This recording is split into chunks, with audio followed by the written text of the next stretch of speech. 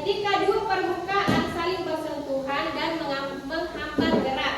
Nah, jadi contoh gaya gesek itu misalnya saat kalian mendorong meja begini. Dorongkan bergesekan dua benda yang saling bergesekan. Itu contohnya gaya gesek. Nah, adapun jenis-jenis gaya gesek yaitu gaya gesek statis, yang contohnya itu ketika kalian mendorong lemari. Adapun yang kedua itu gaya gesek kinetis. Contohnya itu antara roda mobil dengan jalan ketika mobil sedang melaju atau berjalan. Yang ketiga itu gaya gesek udara.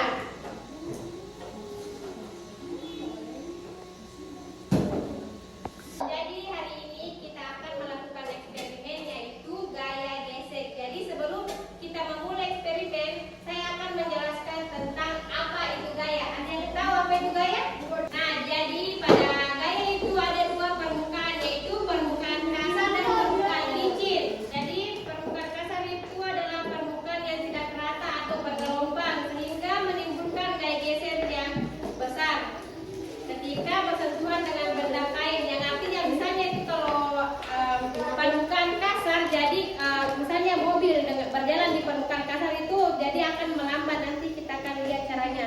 Sedangkan permukaan licin itu adalah permukaan yang halus dan tidak kasar sehingga gaya geseknya kecil. Jadi langsung saja kita akan melakukan eksperimennya.